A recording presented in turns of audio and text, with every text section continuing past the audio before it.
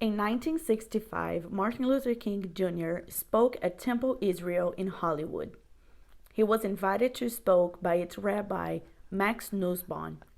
Nussbaum spoke out against injustice and the dangers of Nazi Germany from his pulpit in Berlin, and was now active on the civil rights movement of the 1960s. King's sermon at the Temple Israel was recorded on an old-fashioned reel-to-reel audio tape. This recording was misplaced and forgotten about until the rabbi's wife, Ruth, was going through his things after his passing. The Arlington Interfaith Network will now engage in a cooperative reading of a small portion of that once-lost sermon, delivered by Reverend King at the invitation of Rabbi Nussbaum, titled, "Keep Moving from This Mountain."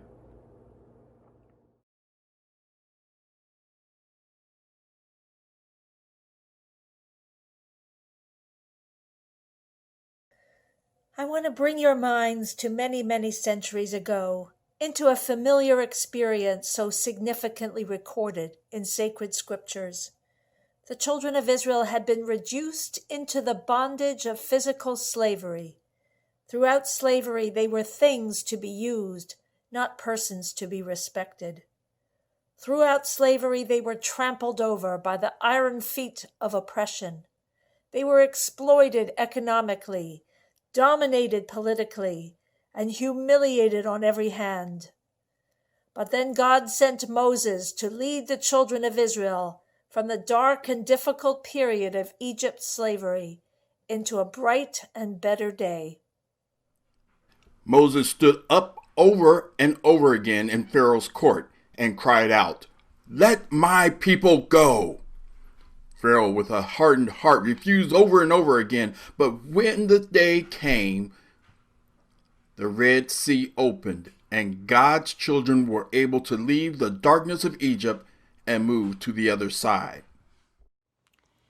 But as soon as they got out of Egypt, they discovered that before they could get to the Promised Land, there was a difficult, trying wilderness ahead.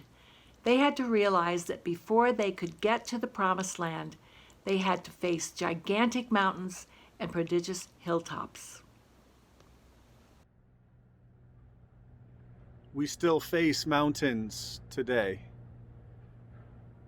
We've been in the mountain of indifference too long. In the final analysis, as long as there is poverty in the world, nobody can be totally rich.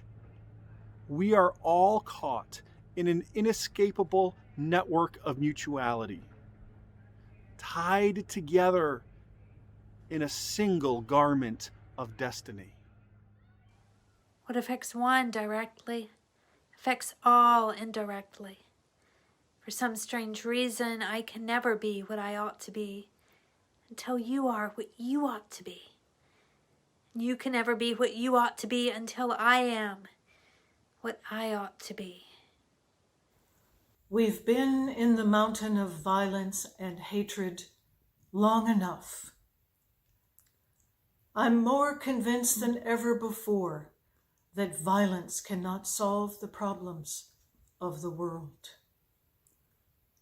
Violence is both impractical and immoral. We cannot win our shared struggle for racial justice if we stoop to the point of using violence.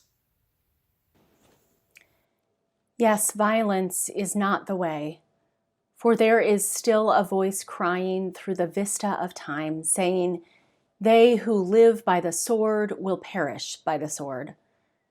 History is cluttered with the wreckage of nations and bleached bones of communities that failed to follow this command. The same applies to love. Love is basic for the very survival of humankind. Love is the supreme unifying principle of life. Psychiatrists are telling us now that many of the strange things that happen in the subconscious, many of the inner conflicts are rooted in hate. Oh, how basic this is. It rings down across the centuries. Love the Lord thy God with all thy heart, with all thy soul, with all thy strength, and with all thy mind, and thy neighbor as thyself. We've been in the mountain of violence and hatred for too long. We've been in the mountain of war. We've been in the mountain of violence. We've been in the mountain of hatred long enough. It is necessary to move from these mountains now. Only by moving out of this mountain can we move to the promised land of justice and brotherhood and the kingdom of God. In the midst of the injustices of his time, Abraham Lincoln had the vision to see that this nation could not survive half slave and half free. In the midst of an age prior, still amazingly adjusted to slavery, Thomas Jefferson would etch across the pages of history words lifted to cosmic proportions.